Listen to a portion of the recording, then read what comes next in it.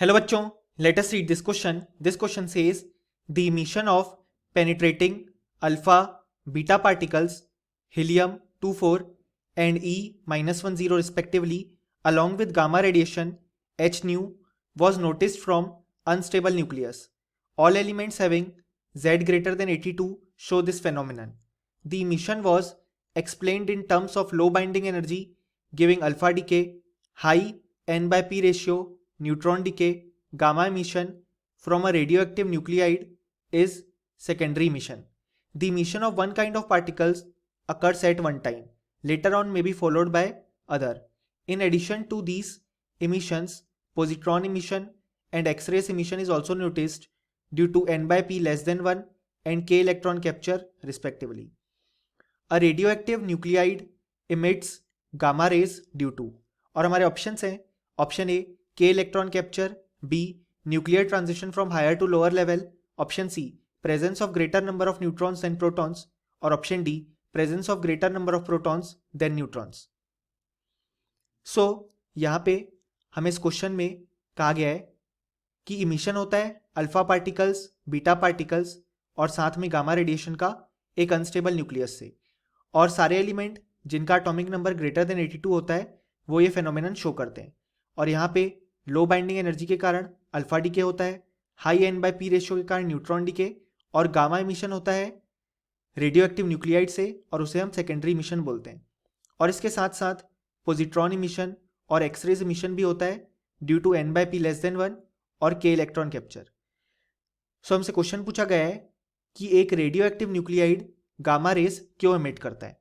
सो इस क्वेश्चन को सॉल्व करने के लिए हमें जो की कंसेप्ट रिक्वायर्ड है वो है गामा डीके.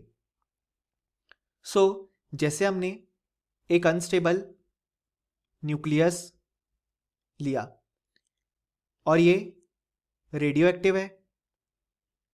सो सबसे पहले होगा क्या, ये अनस्टेबल न्यूक्लियस जो है कुछ अल्फा डीकेस और बीटा डीके करेगा. उसके बाद जो हमारे पास स्पीशीज फॉर्म होगी वो एक स्टेबल स्टेट में होगी.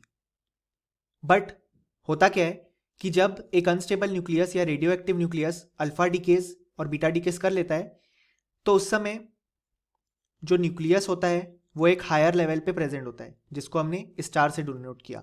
यानी कि यहाँ पे जो रेडियो एक्टिव न्यूक्लियाइड प्रेजेंट होगा उसका जो बेसिकली न्यूक्लियस है वो एक हायर लेवल पे प्रेजेंट होगा. सो अब उस न्यूक्लियाइड को लोअर लेवल पे आना होता है. सो होता क्या है कि जैसे लेटस से हमारे पास एक रेडियो एक्टिव न्यूक्लियाइड है जिसको हमने एक्स से डिनोट किया और यहाँ पे जेड है उसका एटॉमिक नंबर और ए है mass number. So after alpha और बीटा डीके वो इस स्टेट पे पहुंचा. सो यहाँ पे जो न्यूक्लियस है वो हायर लेवल ऑफ एनर्जी पे है जिसको हमने स्टार से डिनोट किया. सो होता क्या है, nucleus lower level of energy में चले जाता है और गामा रेस इमिट करता है. बेसिकली वो फोटॉन्स इमिट करता है जिसकी एनर्जी होती है एच न्यू. और इस तरीके से होता क्या है कि वो जो रेडियो एक्टिव न्यूक्लियाइड था वो अपने लोअर लेवल पे पहुंच जाता है. और यहाँ पे जो गामा डीके है उसको हम सेकेंडरी इमिशन बोलते हैं. ऐसा इसलिए क्योंकि गामा डीके हमेशा अल्फा डीके और बीटा डीके के बाद में होता है. इसलिए हम अल्फा डीके और बीटा डीके को बोलते हैं प्राइमरी एमिशंस, क्योंकि यहाँ पे सबसे पहले जैसे कि हम देख सकते हैं अल्फा डीके में ये वाला पार्टिकल हीलियम 24 इमिट होगा और बीटा डीके में ये वाला पार्टिकल इमिट होगा. स्पेसिफिकली अगर इसको हम बोले तो यह बीटा माइनस डीके. सो इन दोनों डीके के बाद हमेशा गामा डीके होता है जिसमें एच न्यू के फॉर्म में एनर्जी रिलीज होती है हाई अमाउंट में. इसलिए हम गामा डीके को सेकेंडरी इमिशन बोलते हैं. सो अब अगर हम हमारे ऑप्शंस देखें तो वो कहता है कि radio active nuclide gamma rays क्यों एमिट करता है. Option A K electron capture, ये इनकरेक्ट है. Option B nuclear transition from higher to lower level. ये बिल्कुल करेक्ट है, क्योंकि जो न्यूक्लियस होता है वो हायर लेवल पे होता है और उसको लोअर लेवल पे जाना होता है, इसलिए वो गामा रेस इमिट करता है। ऑप्शन सी कहता है presence of greater number of neutrons than proton. ये इनकरेक्ट है, क्योंकि यहाँ पे न्यूट्रॉन और प्रोटॉन हम देख सकते हैं जो स्पीशीज है उसमें सेम है, कोई भी चेंज उनमें नहीं आता है, इसलिए जो ऑप्शन सी है वो इनकरेक्ट हो जाएगा। सिमिलरली जो ऑप्शन डी कहता है presence of greater number of protons than neutrons, ये भी इनकरेक्ट हो जाएगा।